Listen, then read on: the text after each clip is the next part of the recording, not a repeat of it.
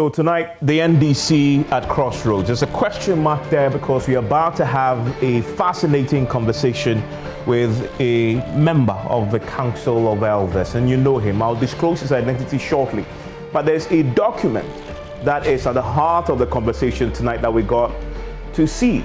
It is a document prepared by the NDC Democratic Platform Initiative, and they are behind that forum that you've heard about over the weekend in Tema. And they did some research that we're going to look into based on this document that they shared with us. Now, this is the research that they put forward, and this is a foundation, I guess, of the conversations that they began having. And this is, from what we're learning, is just the beginning of a series of, I guess, conversations that they'll be holding. Now, this is simply a graph that tells a story of how the NDC and the MPP have been performing since the 1992 elections. And if you see and look at the graph here, it tells a story, doesn't it? Because simply look at the dotted line. The dotted line is what I want you to focus on. The dotted line is NDC. The one in green is the NDC. The one in blue is the MPP. Now, look at where they started in 1992. When they started in 1992, the NDC was in the highs, way above 50% of the votes. There, right above there. The MPP was in just the 30s. So the gap there was significant. And then they moved to 1996. Whilst the MPP climbed, the NDC dropped in votes.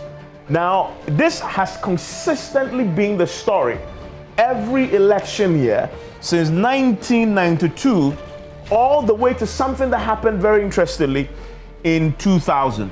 In 2000, they almost crossed paths.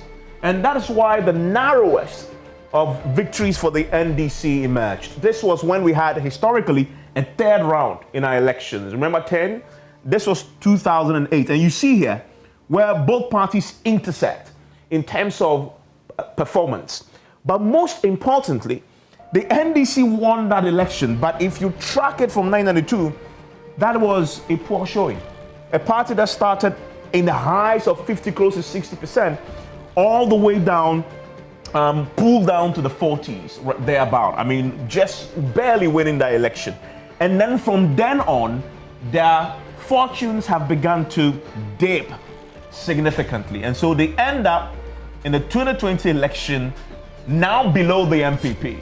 That is the story of the group that is now beginning to have a conversation about reorganizing the party, getting the party back to its grassroots. And this research, and this is their research, by the way, not ours, showing how the party's performance over the years has shown a downward trajectory. And they believe if you don't stem the tide, this is going to go further, and the NDC as a party loses its significance eventually. And that is why they say there's an urgency. So what are they saying they should do? And again, this is based on a concept paper that they developed, on the back of which we have the forum.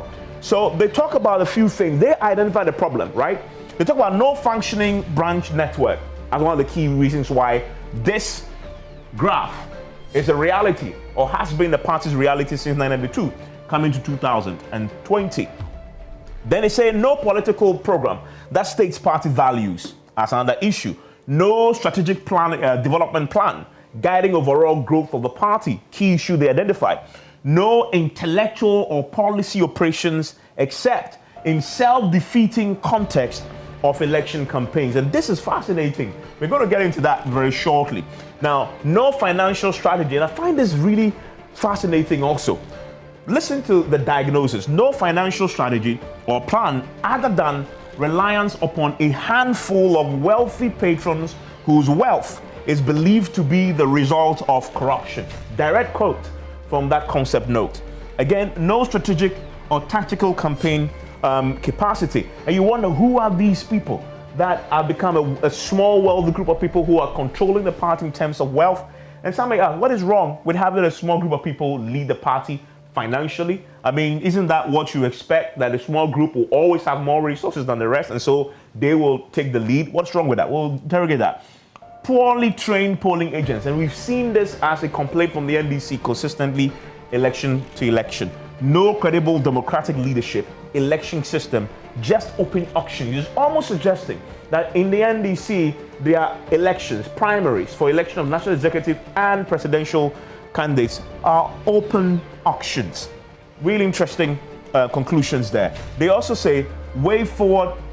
They also put forward then what they believe to be what is the way forward, right? And they say it's for the NDC as a democratic party to return to its democratic tendencies, to activate and work together to set and drive an agenda, but also democratically oriented groups in the party must begin to individually mobilize members to speak out and act. So you notice what is happening. Speak out is what they've begun, and then we expect that some action will follow. Key question tonight. Now they began to speak, what action can we expect? We'll get into that. Now they have specific objectives, one of which is to campaign for leadership accountability for the 2020 elections and the Supreme Court petition. Many say that the current crop of leaders, and this is the concept note, haven't rendered any proper account to the party's base, the entirety of the party, how they ran the 2020 elections and how they lost, and how they won the Supreme Court petition and performed so poorly that they were consistent, unanimous decisions all the way around. And so this group is saying, one of the key things we need to do is to get the leadership to account. That's an interesting one. And then they also say, in terms of the strategy, they also say a participatory reorganization process and the establishment of an independent team to oversee that reorganization. Now, also, they also want an agenda for reorganization of the party. So these are very noble ideas, some say, and that is why you're seeing a lot of the party stalwarts and founding members throwing their weight behind it. And they exist, though, some say, almost in opposition or in conflict with what the party's current crop of leaders are doing. But is that really the case? Because this is the party executive retreat outcome that they put forward. And I wanted to contrast that strongly for me. Because if you look at it, this is what the party themselves, the current crop of leaders, issued almost at the same time that this group was also holding their forum. They say the party's flag bearer was in attendance, national executives, council of elders. So it was supposed to be a high-powered meeting of everybody, 16 national chairmen. So it was a big, big meeting. They conclude that the party must have a united purpose. They also say there must be accountability, but listen to where their focus of accountability is. Hold the failed Akufo-Addo government accountable. So whereas the executives say there must be accountability, their accountability is to hold Akufo-Addo's government accountable. The organizers of the forum believe, let's start from here, ourselves first. Let's account to ourselves before we go here. So again, you begin to see where the two sides stand on the matter. Outcome. The leadership of the party say they resolved to immediately address the challenges that affected the party in the 2020 elections. Problem is, they didn't state anything about what really are the problems. They didn't tell us, but it was in a communique. They also say there's going to be a roadmap shortly that they're going to be announcing. We'll look forward to that. And then the party executives at branch and constituency levels are directed to urgently begin holding regular weekly meetings and activate steps for mobilizing existing and new members. I think here there's an agreement between the two sides that the party at the grassroots level needs to be reactivated, re-energized on this matter. Now, there's somebody in the party who knows the party inside out. And I'm delighted to say that he's going to be my guest tonight. He is Dr. Benjamin Kumbo. You've seen the background to the conversation we're about to have. So now you understand. You had a lot this past 24 hours. This is the basis of it. We're going to be tapping his brain on where the NDC is at currently. Some say they are at a crossroads. Does he agree? After the break, he is my guest on PMS. So stay with me.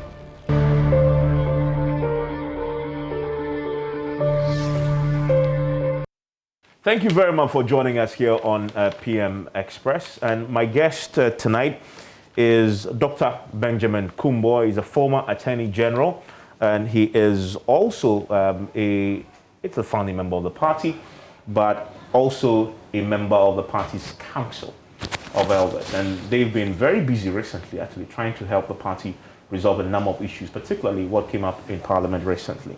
Doc, thank you very much for joining us on PM Express. Thank you. I'm grateful to have you. Is the NDC at the crossroads tonight? Well, yes, I guess that We are really not at a crossroads, but we are at a point in which the roads are likely to cross. Okay. And we want to avoid the situation of us getting into a crossroad. I see. Let's start with the controversy. So a lot of people want to get a few things cleared up. So let's start with it before we open up to the bigger conversations about the party and what you believe should happen. You are a member of the Council of Elders. Yes. The party's executives, John Mahama, members of the Council of Elders, in the statement that they issued, were supposed to be meeting in Ho, but you were not there. Yes, I was supposed to be there. Okay. I was actually invited and informed, but there were two streams. I was to be invited for the Parliamentary Caucus Retreat, where I have been the chairman of a subcommittee of the Council of Elders, a sort of tripartite committee to do some work between the party, the parliamentary party, and the Council of Elders. We are a number of members, myself, Clay Quayson, and Kwame Pepra. Okay. They graciously agreed that I should lead and chair that particular. So we've had a number of initiatives to address the parliamentary question. The minority leader did indicate to me that they will invite me for the retreat. The chairman did call me that he was surprised that I was not at the retreat at Ho. I said I wasn't informed, I wasn't aware. And I was hoping that somebody would tell me who had that responsibility of inviting me when the time came, and they didn't. But that was it. But he said, well, now they would expect that I will be there together with some members of the Council of Elders at the party's retreat. This was over the weekend? Yeah, shortly, yes, before that. I got an invitation from the organizers of this platform, okay, the forum that it has become. Yeah. And they were telling me that, look, as a former senior cadre, somebody who has been very involved in the formation of this party in terms of drafting legal documents, we think we are creating a platform and want you as a panel member to share some ideas in terms of the general concerns about where the party is. And some of them use the words, the party seems to be at a crossroads. When I weighed all the issues and I knew some Council of State members were going to be there. At the forum? At the forum. Including in Ho, no, at Ho. In Ho, okay. So I thought that what value would I be adding to functional executive or NEC members dealing with their inner responsibilities and working out a strategy for the party. And being a former leading cadre myself, I thought that the best opportunity was to deal with this. But that was not in a vacuum. Before the founder died, he did invite me together with some leading cadres and says, look, Ben, I'm getting tired. One of the things you should do is that these splinter groups of the cadres is not helping. Try and dialogue with these cadres and bring them together into one broad place. And that they should stop complaining about being marginalized when they themselves are marginalizing themselves. I took up that responsibility about a year and a half before the founder unfortunately went. So we've been holding a series of meetings to try and do this reconciliation. So when I saw the United Cadres Front as part of the organizers of this, I thought this would be a good opportunity to share a number of views with them. But fundamentally, as a member of the Council of Elders of the party, you prioritize the cadres meeting and forum over your party's executive meeting. Precisely, because the most significant thing is that, as I indicated, what value was I going to add? You're Dr. Benjamin Kumbo. Yes, but one of the things that I would indicate is that I would only be able to share some ideas with the group. But I knew there were people who were going to attend, who were perhaps in a better position to share those ideas. And the group in Ho was not going to miss me. But the group and the forum in Tema would have missed me significantly. Of what value was your attendance in Tema to the party as an organization? It is because we intend to hold a multi-spectrum conversation about the future of the party, and not an arrangement that forecloses alternative conversations. What I seem to see, which is the drive of the party, is about a flag bearer, and we haven't reached there. And as we move on, there's a drive. Yes, for a I will flag bearer? explain to you that. Look, what we should be talking about today, in terms of what you see in most of the media, is about who should be the flag bearer, who should not be the flag bearer. Those are the angling enablers. And I said, no, you're putting the cart before the horse. Clarify for me, is this a media conversation? This is internal party conversation? This is on most of the party platforms. Most party platforms are talking about flag bearer? Yes. In May? No, they're just talking in April. You need to deal with this, and A should be the flag bearer, and B should not be the flag bearer, A should be the flag bearer. And I said that conversation is not opportune, it is irrelevant, it's an invention of a problem onto the party, which they might not have immediate answers to. But that issue of who becomes the flag bearer is contingent on a number of very specific issues which needs to be addressed so that any flag bearer's position becomes relevant. And I can give you a number of scenarios. For instance, who has raised the question about a possible context for a flag bearer? Nobody. So why is it important? And why are you thinking that you are helping anybody beyond sycophancy of saying that A must automatically be the flag bearer? Why do you jump when nobody has pushed you? For all you know, you will get to the flag bearers contest and there might be no contest. So why do you invent a problem of which the party structures have a mechanism for resolving? We have a mechanism for electing our leaders.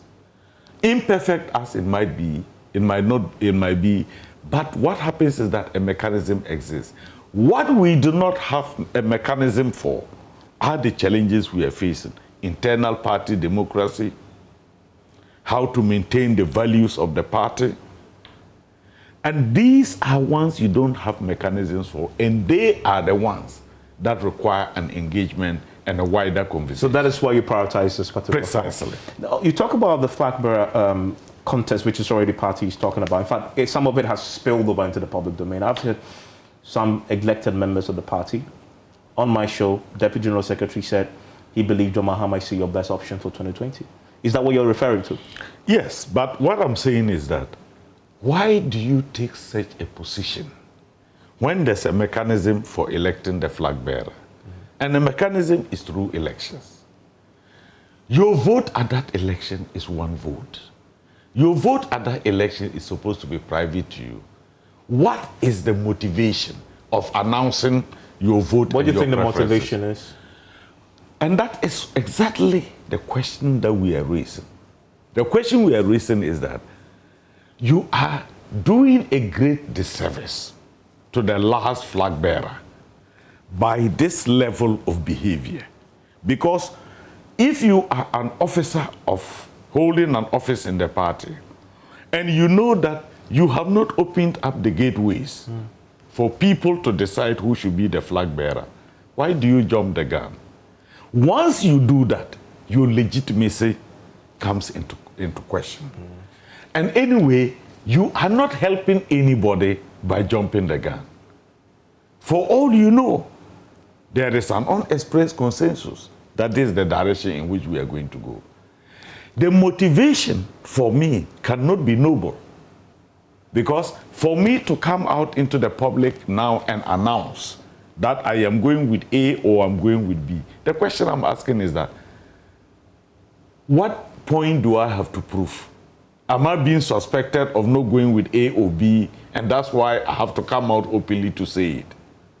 The second issue is that the responsibility of independent umpires who are likely to be involved in organizing and activating the mechanisms for us to elect the flag bearer?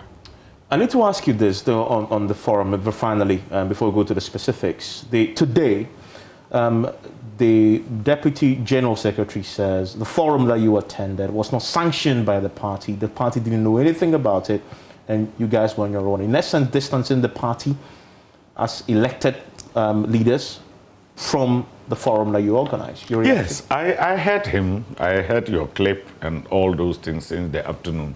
And the question I've been asking is, people just need to understand their location in the party. Being an official or an office holder in the party doesn't make you the party. So if you are talking about people not talking to officials of the party or office holders, you might be right. But if you are talking about people who need permission from the party, you are not the party. But anyway, in the morning, I didn't have that evidence. I now have the evidence. A letter was written to the chairman stating out excerpts of the concept note, inviting him to come, or his representative, not just him, to come and be part of that dialogue and possibly share the platform and give some ideas on the initiatives. Just because the organizers also anticipated that a lot could be going on, but because we are not privy to it, and that is the irony. If at our level, we are not privy to some of the mechanisms that are going on, why will we be angry with some of the people who come to us to ask the question, what is going on? What are we doing?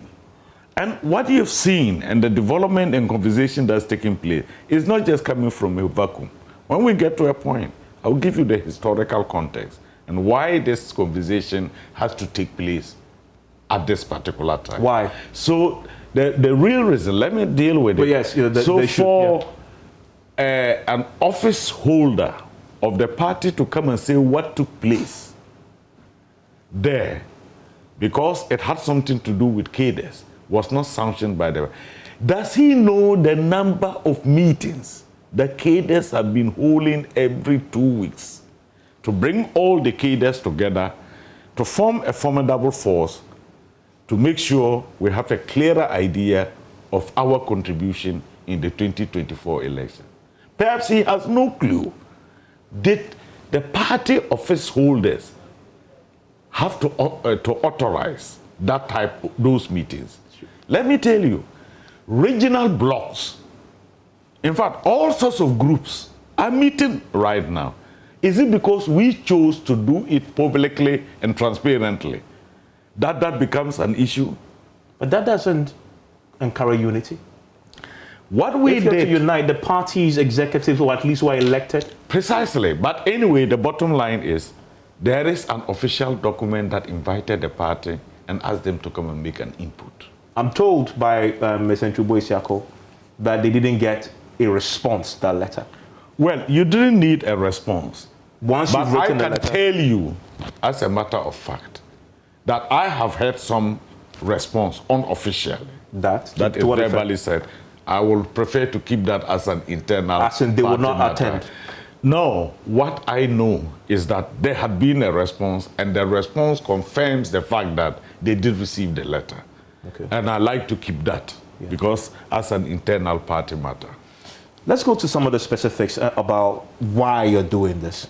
The group, and as I've illustrated, did some good work researching. They've diagnosed a problem, and they have many reasons why. One of which is no financial strategy or plan other than reliance upon a handful of wealthy patrons whose wealth is believed to be the result of corruption. You ascribe to this, you? Well, that is why I have made the statement that the perception of corruption in political office cuts across all the political parties. People blame the media sometimes, blame individuals of accusing politicians of being corrupt. And I said, no, you are getting it wrong. Politicians are the one in a competition to accuse each other of who is corrupt. They have even perfected that act to the point that corruption doesn't seem to be the problem. The problem is who is more corrupt than the other. NDC has had its own fair accusation of corruption, and I believe it contributed tremendously to our bad performance in 2016. Their perception of reality, this accusation. Yes, what I'm saying is that whether it is real or not, it is the perception. And this perception is fueled by a number of considerations. When you start having your party grassroots, who used to volunteer and go and put up party posters and distribute what you call party paraphernalia without asking for a dime. And now you cannot get a single person do 100 meters of posters without asking for a reward. That tells you something is happening. What I call the empire is hitting back.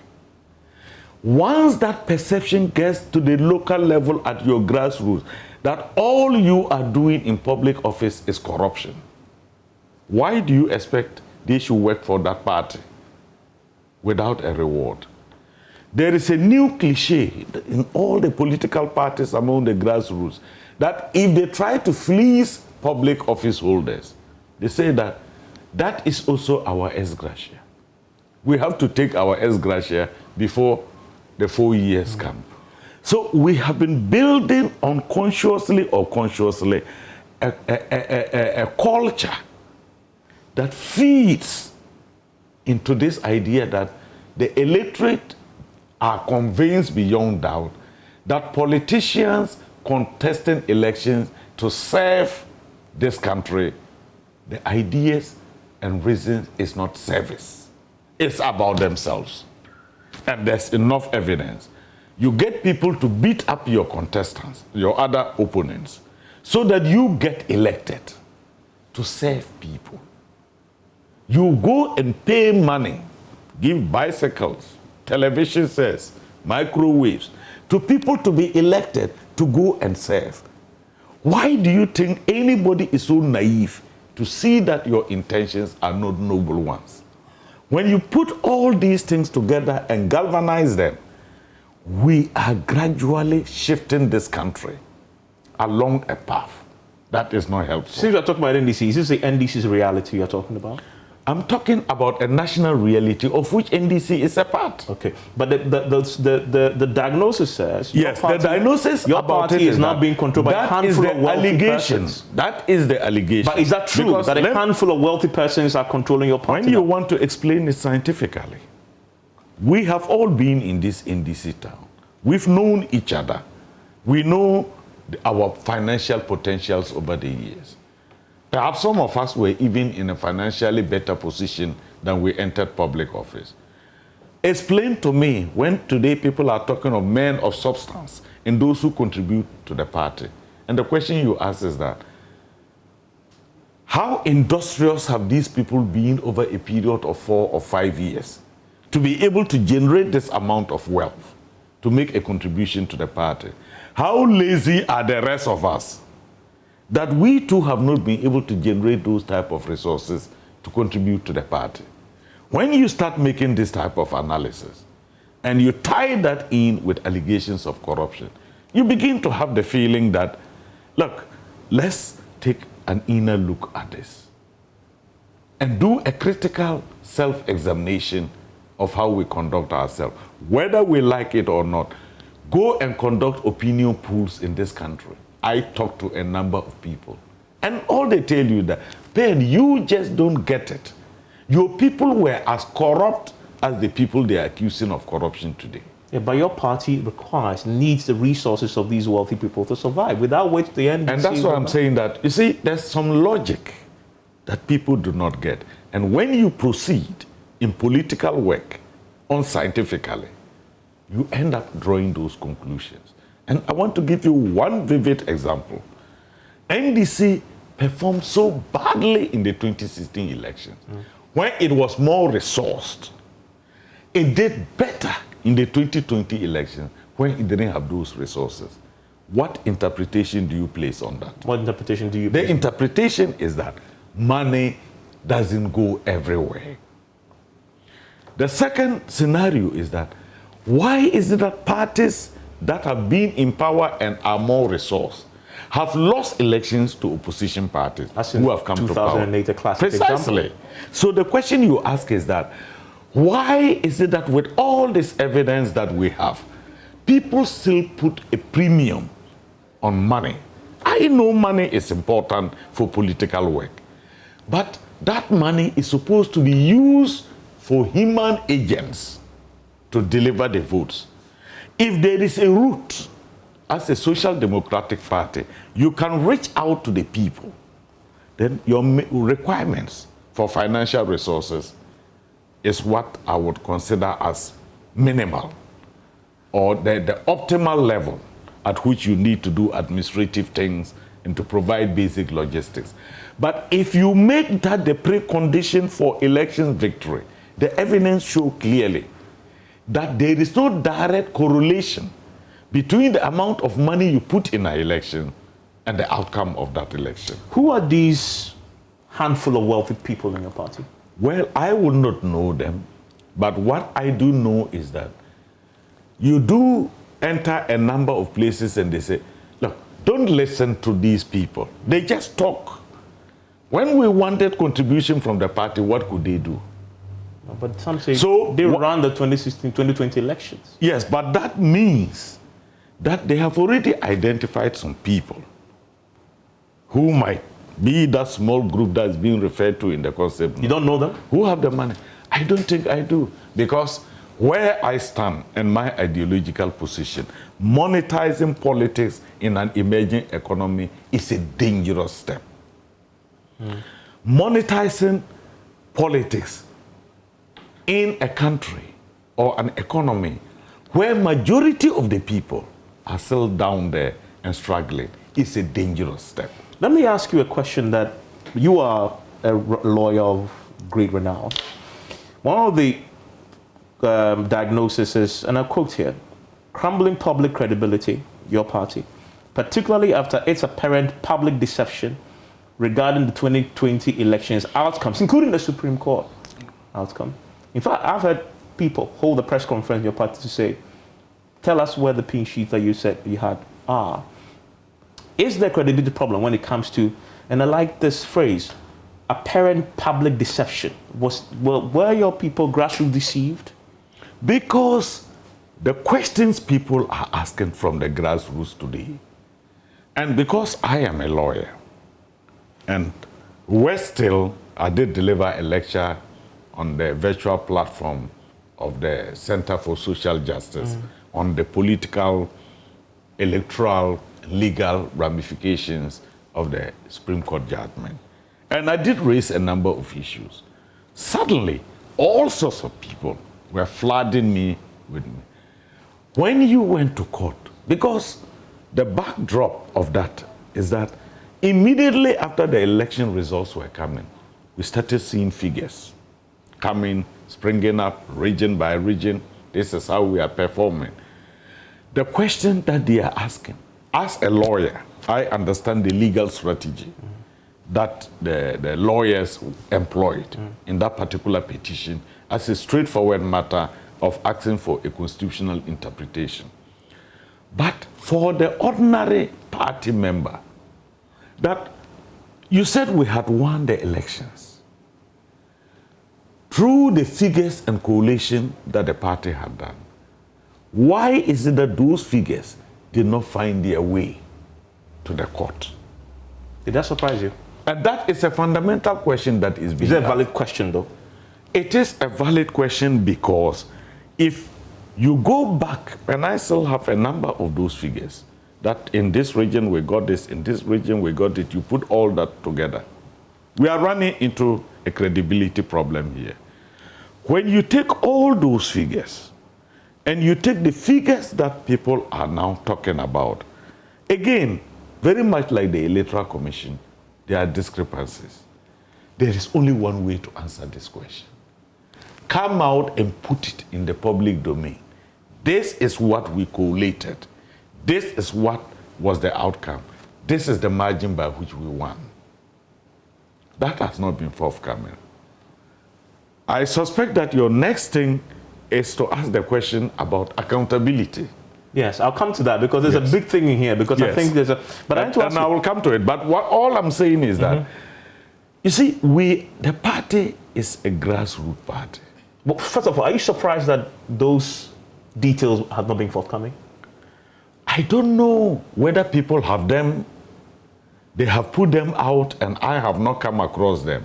But as a member of the Council of State, Elders. Yes, Council of Elders. elders. I can say for sure that I have not received a copy of what the actual election figures are, which is the subject of our election petition. I have not seen it. Should they have gone to court? Sorry, go on. Some people tell me that those figures exist. I've heard some office holders in the party say, and I say, a social democratic party. You have this information you are sitting with. What prevents you from putting it out there?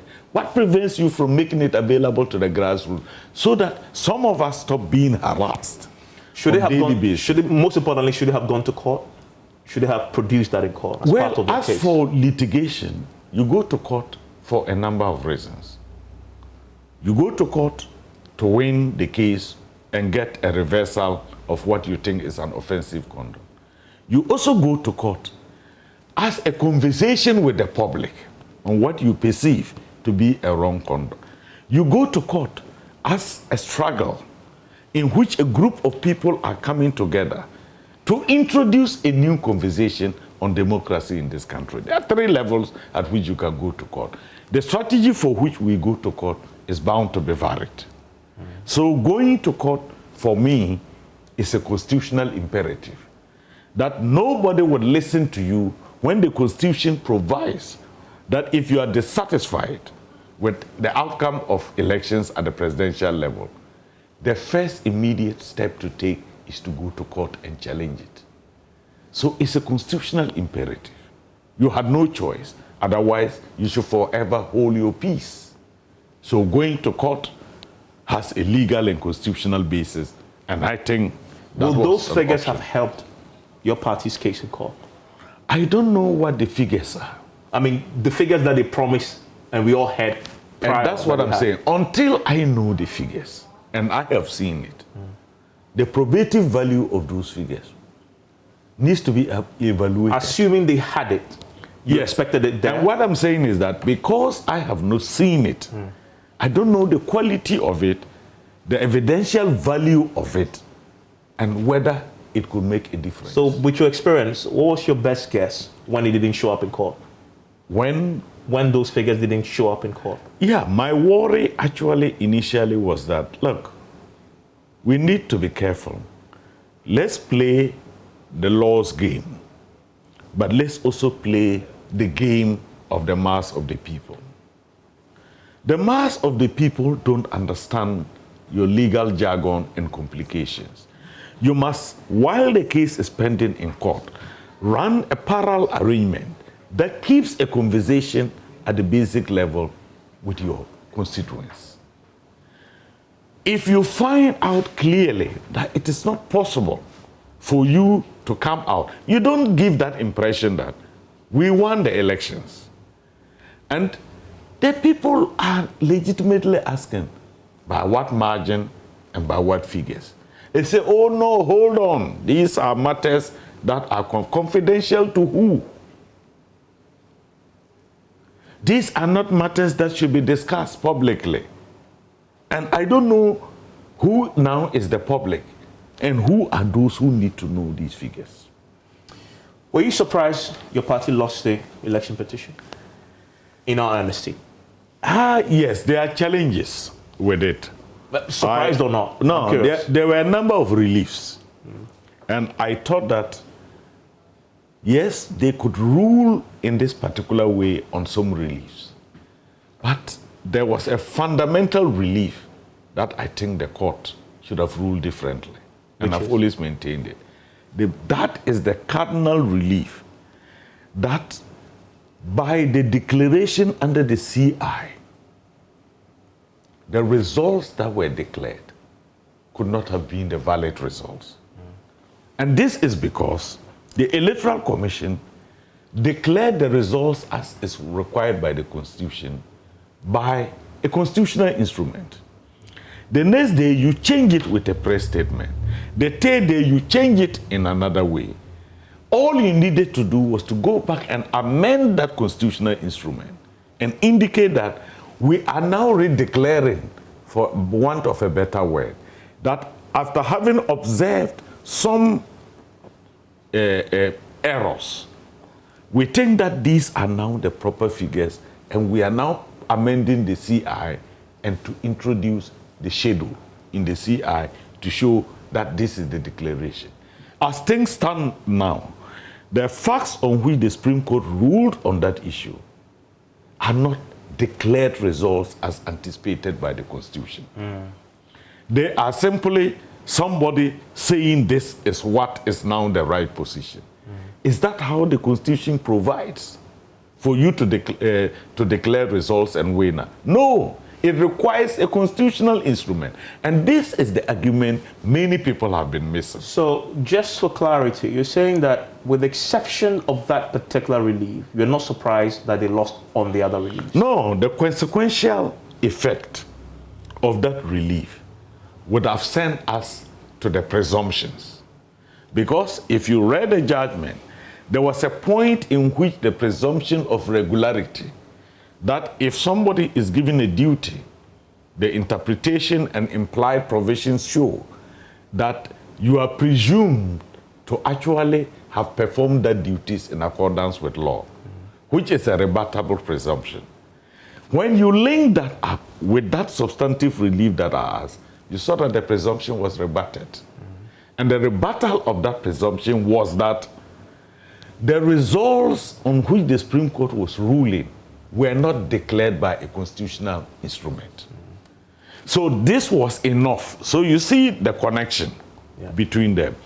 As for whether they should declare whether somebody was validly elected or not validly elected, will depend on how you handle that issue and the presumptions.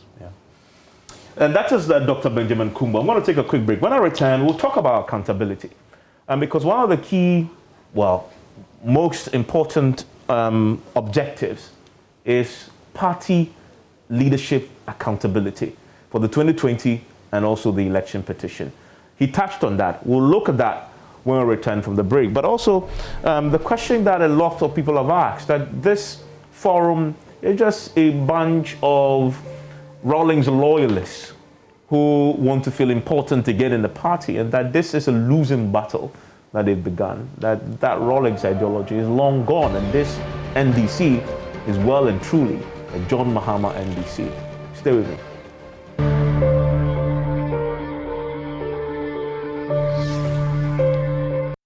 And thank you for staying with us. You're on PM Express. My guest tonight is Dr. Benjamin Kumbo. He is a member of the NDC Council of Elders, a former Attorney General himself. I'm grateful, sir, that you joined us on PM Express. Let me ask you about this quest for accountability. The forum puts it this way, that the campaign, that one of the things that you need to do to get the party back on track is to have a campaign for leadership accountability for the 2020 elections and the Supreme Court petition. Well, what does that accountability look like? Precisely. It is a legitimate question. And the context is simple. Your national constitution provides for probity and accountability in its preamble. Article 55 requires that every political party in this country must operate along democratic lines, respect in consonance with the Constitution and existing laws. When you have this arrangement that has been lifted and put right in the NDC Constitution, why can't people ask for accountability?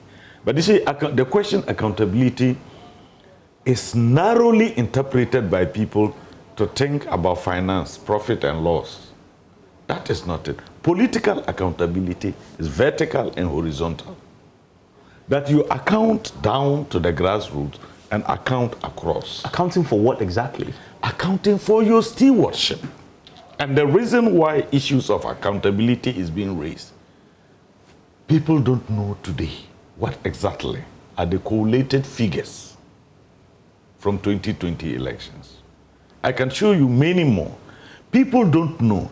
You see, this is not the first time that organizational aspects are taking place in the NDC. There was the Obet Asamoah Committee each year. I was a member. We went around this country when we went to opposition in 2000 on reorganization. A report was done. Recommendations were made. I don't know how many of them were implemented. Come Kwesi Bochu's committee. Detailed recommendations were made. I don't know how many of them. And holding a party office is one of succession and continuity. People are asking, you are going for another round or a third round of reorganization of the party. Can you tell us what has happened since the Obet Asamoah's reorganization, the Kwesi Bochu's recommendations? How many of them have you implemented? For all you know, it is a failure, possible failure, of implementing those recommendations that you find yourself needing to have another reorganization. This is the context. So we say that, look, you need a conversation in which we take you back and ask these questions. I find it fascinating. You are a member of the Council of Elders. Yes. You say even you don't know these facts that you're now asking for accountability on. Definitely. Because, for instance, I have read the Kwesi Bochu's report. I'm privileged to have done that. There are many people in the party who have never seen it. But people have come to me to ask for copies. Yeah. And I say, I don't have. Beyond Kwesi Bochu's report, you also talked about account for the collated figures for the 2020. Precisely. You're saying as a Council of Elder member, you haven't been told? I have not seen those figures. But has the group been told? Officially, if it has been given to some members of the council, I cannot vouch for that. But as a member of that council, officially, nobody has tabled those results. I mean, the party only ultimate objective is to win elections. You've just been out of an election. You're saying that the fundamental documents based on which you can plan, because if you don't have the collated figures, you don't know where you lost, why you lost, and you say you don't have that, you haven't seen it. Yes. I, talking for myself as a member of the council, I haven't seen it, and I don't have any custody. Have you of asked? that. The question is, this is not a matter for which you ask. Because we have been believed. Immediately after the elections, we had a series of discussions with the functional executive at the instance that, come and tell us where we stand as at now. We're told about this, and we are going to go to court, and these are the issues we are going to raise. Yes, I was part of that meeting, so I know that there was going to be a litigation. So the expectation was that you don't put out these type of figures when you are involved in a litigation in the public domain, because then you are feeding your adversaries with a lot of information. My expectation was that once the matter became a non-issue at the court, it should be made available. Just that we do an analysis of it. You see, when I say I believe in a scientific approach to doing things, it is because of the predictability and certainty of what you are doing. You don't leave such major decisions to pragmatism and individual perceptions about what they mean. So who exactly must render this account? Definitely we have people who are holding offices. Their functions are spelled out in the Constitution. If you go by that, we would know the level at which we need the accountant. If it has to be from the branch, we will need the branch executive to give us that. If it is going to be at the constituency, we need the constituency executive to give us. If it has to be at the regional, we need that. So when all this thing is put together, the ultimate responsibility is at the national level, that they must activate their structures. This ties in with whether our branches and structures are working. But this is what you're saying is an indictment on the current leadership of the party. Well, I will not indict them because, you see, people are getting jittery when you are asking questions scientifically. But why? They say they're getting jittery because you're asking it publicly. No, and that's what I'm saying. What is it that you need to deal with in the democratic organization of an institution that is provided for in the Constitution? Once political parties and the conduct of political parties are put in a constitutional document, they become public entities. There are issues that you can no more say that these are internal party matters. And if you want us to follow internal party matters, go and define what internal party matters Direct question. in the Constitution. Do you have faith in the current crop of leaders of your party? Definitely, I've known all of them. And you know, But you're not faith. You have faith in them? Yes, that's why I'm explaining. Because under normal circumstances, none of the leaders that we have today has not got any roots from cadres. That's why this conversation and the controversies is interesting. The chairman of the party was a functioning person of PDCs in Fantiakwa. If you go and take Kofi Ato has been a leading cadre from day one since the PNDC. Asiedu Ketia has been a weightlifter in terms of organization over the years. I can take almost all the crop of the people to our immediate past flag bearer, who was trained in the Soviet Union on party arrangements and cadre arrangements. Nobody. That's why when people are drawing the distinction, the cadres and the non-cadres. Today, if you were to do an analysis, almost all those who are leading and holding positions in the party here have cadre roots. At least, I've not heard any of them come openly in public to say, I don't believe in the cadre arrangement and I don't believe in the role I served and in the PNDC arrangements as a cadre. I've not heard that. So that's why I say that we don't jump when people have not pushed us.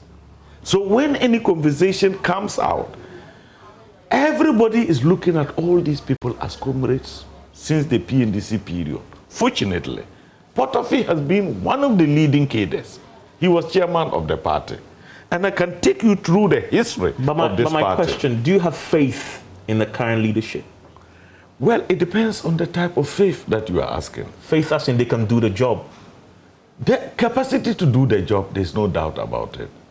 As to whether they are deploying and doing the job along the lines out of which these issues are coming, is another matter. What's your answer to that question? My answer to that question is that people are introducing irrelevant issues, assuming responsibilities that are not theirs. Who are these people? I'm saying that some of the executives are assuming responsibilities that they don't have, assuming functions and powers in the constitution of the party that they don't have. That to be specific. What functions are they? For instance, if you go and take the NDC constitution, the role of the chairman is there. The role of the general secretary is there.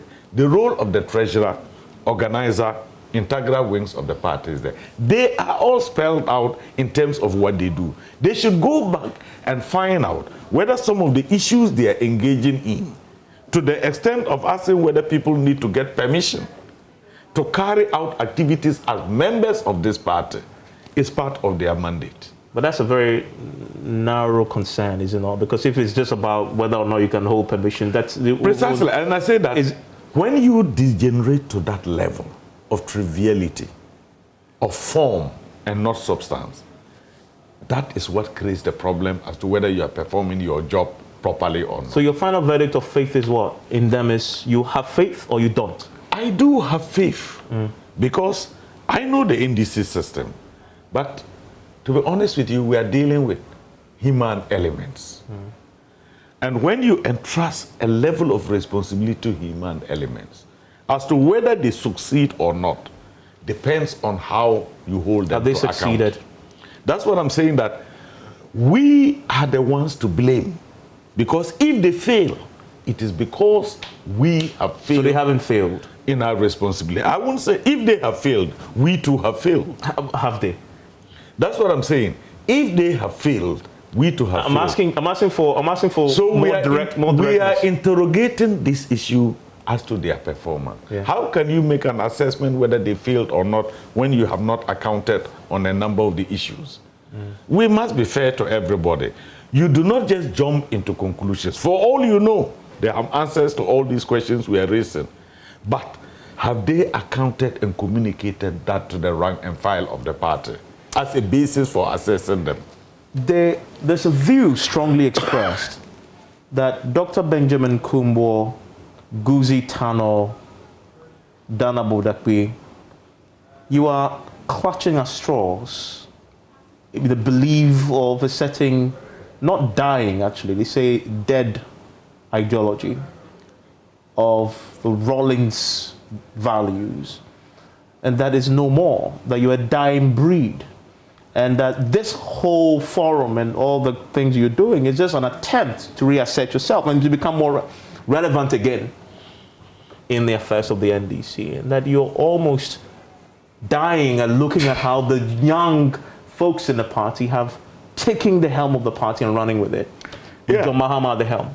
Well, that is the question I keep looking at. Whether we are dying or not, the reality of life is that people come in, we were also young, grow, fade away, and die. As you raise that logic today and apply to us, forward the next 20 years, where would you be? That is why you always need, and what I grew up to learn in the NDC arrangements, where we were younger and we didn't understand things, we always consulted those who were more experienced. And I can give you a typical example. When the NDC was coming as a political party, it came with no history of party organization in terms of mainstream. It came with no critical mass of people down there. The only critical mass that one could use at that time were the cadres and the 31st December Women's Movement. They did all the weight lifting. I couldn't count up to 10 people at that time at the helm of affairs of NDC who had run a traditional political party before. That is history. Yeah, that is history. But what is history for? You learn it. Because if you do not understand the history, you don't know where you are. But the party has moved on. The party has moved to where? That is the question we are asking. Have moved to a John Mahama. Yes, you just showed that graph. Yeah. Is the movement of the party from that consistent decline? Is that what you are calling the movement of the party, for which other people who are considered extinct or endangered species should not talk about? Are you and endangered? You are comfortable? No, I don't think so. I'm very, very relevant to this party, and I'll continue with good health to be relevant to this party. What would you say to those who say you're simply struggling to accept that John Mahama is the new kid on the block? Well, you see, that is exactly the problem of lack of scientific analysis. John Mahama is an individual. And just look at the logic. Most of these people just do not understand what they are saying. Yesterday, people raised the legitimate concern. NDC does not belong to Rawlings, and I agreed with them. And have always said that an individual cannot own and control the party. What are you talking about today? Since when has that narrative changed? John Mahama has his presence, a leading and formidable person in the party. But does that mean that John Mahama himself accepts that he is now in control of the party? I don't believe that is the way he thinks. And people should not be in a hurry to invent enemies for John Mahama. And that is exactly what I'm saying. I don't know the motivation for people to want to sandbag John Mahama in that way. So you are aware of this perception? I have heard of it, but is it real? Is it real or perceived? It is childish, it's uninformed, and it's unscientific, and it's anti-John Mahama. Has John Mahama himself done enough to deal with this problem? I believe he deals with it. That is your good friend. I don't know whether you are still good friends. But what I know is that John Mahama has a style of engaging these issues. I have my style, which might be different. Other leading members of the party have their style. If I were in John Mahama's position, and I've seen bits of it with Jerry John Rawlings, where you start behaving in this sycophantic manner, giving the impression that you are the one on whose health and breath John Mahama is surviving politically. Many people will not take that. They will find an opportunity to draw your attention publicly that if that is the line you are running, you are not running it for me. So Jerry was very, very good at that. People we all thought were untouchables because we believed they were literally dining and whining with them Jerry. on publicly. That is it. You want John Mahama to take people on public? That's why I say he has his style. It is possible he's addressing it. I will not fault anybody for his style because you adopt your style based on your temperament and who you are. Perhaps you media people are very, very diplomatic and you have a nuanced way of calculating the media impact. I am a straightforward lawyer and a village boy.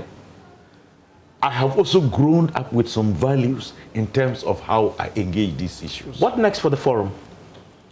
Well, we are being engaged in this unnecessary controversy, which is not necessary, but there is a lot of research. I thought I was doing that research alone. But as cadres, we talk. I was shocked about the number of individual cadres and centers that were equally worried about the future of this party. We never met, some of them for 2-3 years. But when we decided to engage this conversation, I was shocked about the similarities. And let me tell you one thing that I will throw to the party. If you are assessing the effectiveness of your branches, I want to give them one thing. Take a total list of all your constituency executive, regional executive, national executive, and branch executives. Do an analysis of whether we won in the polling stations and by what margin of those office holders. That is the indirect way of finding out the problem. I have the statistics and I can show you constituency after constituency where people voted, the NDC lost, John Mahama lost. Then you want to foreclose that debate and let it look like, oh, this is the way we did this. No!